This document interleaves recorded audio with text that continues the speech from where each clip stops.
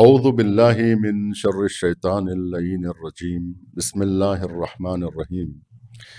ابو علی حسین ابن عبداللہ ابن سینا علم و فکر و فلسفے کے ان چنندہ ستاروں میں سے ایک ہے جو آسمان علم و دانش پر بہت کم چمکتے ہیں۔ ابن سینا اپنے دور کے نوابغ میں شمار ہوتے ہیں۔ ان کی فنکارانہ صلاحیتوں کو دیکھ کر لوگوں نے انہیں پیغمبری کے دعوے تک کا مشورہ دیا تھا۔ نبیوں اور رسولوں کے سوا کسی عام آدمی کا ان بلندیوں پر پہنچ جانا کوئی آسان بات نہ تھی۔ ان کے دور میں جتنے علوم اور فنون رائج تھے ان سب پر ان کا علمی احاطہ تھا۔ طب، حکمت میں آج تک ان کا کوئی ثانی پیدا نہ ہوا۔ ان کا شمار مسیحاؤں میں ہوتا ہے جو ہر زمانے میں کروڑہا انسانوں کو بستر مرگ سے نجات دلاتے ہیں۔ علم طب میں ان کی جلائی ہوئی شمع آج بھی مشعل راہ ہیں۔ ابن سینا اسلامی اور شیعی فلاسفہ میں مشہور ترین اور معروف ترین فلاسفرز میں سے ہیں۔ ان کا نام کوہ فلسفے کی آخری چوٹی پر لکھا ہے، یعنی ان کی علمی شہرت کا کوئی ٹھکانہ نہیں۔ غیر معصوم افراد میں ایسی ہمہ گیر شخصیت کا وجود تاریخ عالم میں نادر ہے۔ ان کی رحلت کو 1000 سال کا طویل عرصہ گزر چکا ہے۔ نظام شمسی کے ان 1000 سال کے بعد بھی ابن سینا کا نام ویسے ہی روشن ہے جیسے ان کی زندگی میں تھا، شاید اس سے بھی کہیں زیادہ۔ اب تک کی ہونے والی چشمگیر ترقیوں میں ان کا بھی حصہ ہے، کیونکہ اگر انہوں نے وہ انکشافات نہ کیے ہوتے، علم و دانش کی تدوین میں ابتدائی کوششیں نہ کی ہوتی اور گیسوئے فکر کو سنوارنے میں دلچسپی نہ دکھائی ہوتی، تو آج یہ جگمگاتی دنیا روشنی میں ڈوبی نظر نہ آتی۔ انہوں نے دانشمندان عالم کو نئی نئی شاہراہوں سے آشنا کیا ہے۔ ان کے بعد آنے والی تمام صدیوں میں ان کی کتابوں کا مطالعہ کیا جاتا رہا ہے اور ان کے گراں قدر آثار سے شرق و غرب کے تمام فلاسفہ بلا استثناء فائدہ اٹھاتے رہے ہیں۔ چنانچہ اب تک ان کی کتابیں یورپ کی یونیورسٹیوں میں متداول تھیں۔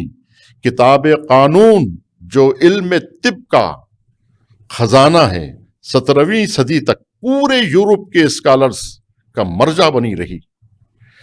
ابن سینا کے نظریات نے تمام مفکرین کی آراء پر غلبہ حاصل کر لیا تھا۔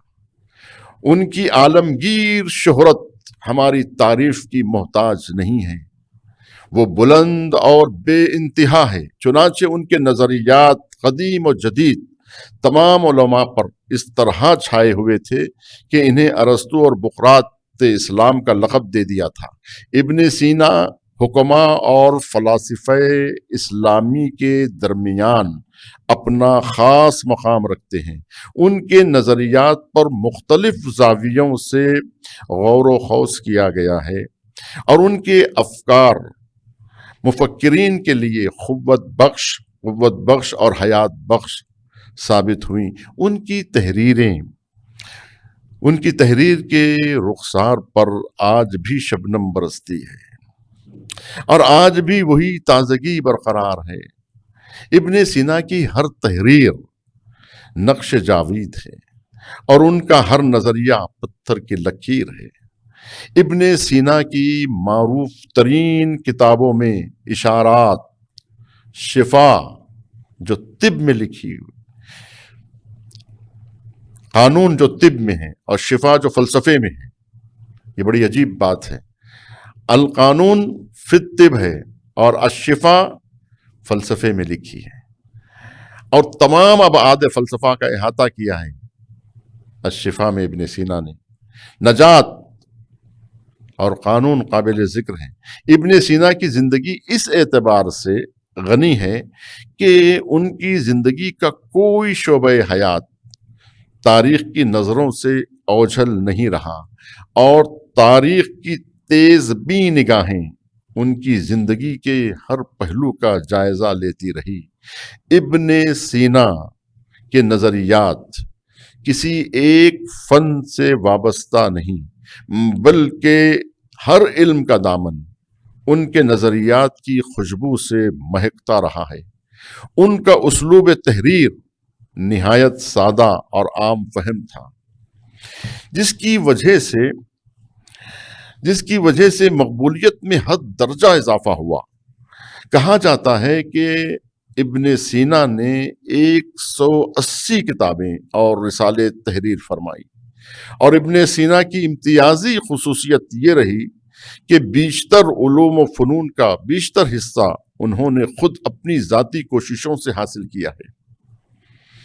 ابن سینا بخارا کے دیہات افشنا نامی جگہ پر پیدا ہوئے، اور مشہور قول کی بنا پر ان کی ولادت 370 ہجری مطابق 979 ہجری میں ہوئی، اور وفات 428 ہجری مطابق 1003 میں شہر ہمدان ایران میں ہوئی، اور مزار بھی وہیں واقع ہے۔ ان کے والد خراسان کے قرب و جوار کے دیہات بلخ کے رہنے والے تھے، جنہوں نے ہجرت کو اختیار کر کے بخارا کو اپنا مسکن بنا لیا تھا، اور وہیں ستارہ نامی خاتون سے نکاح فرمائے، جن سے ابن سینا کی ولادت ہوئی۔ ابن سینا جیسی شخصیت پیدا ہوئی۔ 5 برس کے سن میں باپ نے کسی معلم کے سپرد کیا تھا تاکہ عربی گرامر اور قرآن سے آشنا ہو سکیں۔ چنانچہ اسی وقت سے ان کا نبوغ ظاہر ہونے لگا، اور ان کی غیر معمولی ذہانت اور فطری صلاحیتیں اپنا جوہر دکھانے لگیں، اور ان کے شعور کا ستارہ طلوع ہونے لگا۔ 12 سال کے سن میں فقہ اسلامی سے اس حد تک آشنائی حاصل کر لی تھی کہ فقہ حنفی کے مطابق فتویٰ دیا کرتے تھے، جو اہل بخارا کا مذہب تھا، اور جوانی کے انہی ایام میں طب اور فلسفے میں مہارت حاصل کرنے لگے، اور 16 سال کی عمر میں طبیب حاذق کہلائے۔ انہی دنوں میں طب کی معروف ترین اور مشہور ترین کتاب قانون رشتہ تحریر میں آئی۔ قسمت نے یوں ساتھ دیا کہ 17 سال کی عمر میں نو بن منصور ساسانی کا علاج کیا، جو بستر مرگ پر تھا۔ اس کے صحت یاب ہونے کے بعد سے کامیابیاں قدم چومنے لگی، ستارے اقبال نور افشانی کرنے لگا، اور ان کی شخصیت پر دنیا پر ان کی شخصیت واضح ہونے لگی، اور امیر ساسانی نے کھلی اجازت دے دی تھی کہ وہ جب چاہیں اس کے شخصی اور نجی کتاب خانے سے استفادہ کر سکتے ہیں۔ اس طرح اپنی ذاتی محنت اور فطری استعداد کی عرقریزی سے بغیر کسی معلم کے اور بغیر کسی استاد کے مہارت پیدا کرنے لگے۔ ابن سینا نے حوادثات زمانہ کا ڈٹ کر مقابلہ کیا۔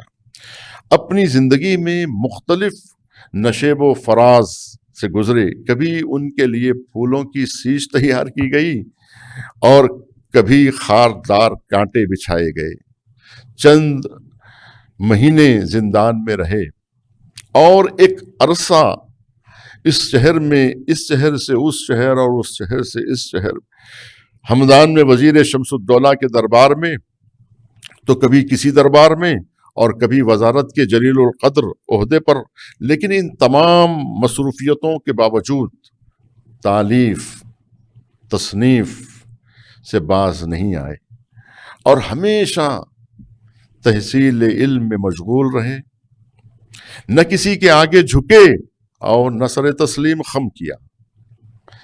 جب تک زندہ رہے زندگی سے جد و جہد کرتے رہے اور زندگی کو افتخار بخشا اور خدمت خلق کو وسیلہ نجات قرار دیا۔ ابن سینا اپنی ذات سے آگاہ تھا، تبھی تو اس نے اپنی شرح حال جوزانی کو، جو اسی کا شاگرد تھا، املا کیا۔ مختصر یہ کہ ابن سینا دنیائے علم و دانش میں شیخ رئیس سے جانے اور پہچانے جاتے ہیں، اور ان کا نام ہمیشہ تاریخ کے ماتھے پر جھومر کی طرح چمکتا رہے گا۔ والسلام علیکم ورحمۃ اللہ وبرکاتہ، وآخر دعوانا الحمد للہ رب العالمین۔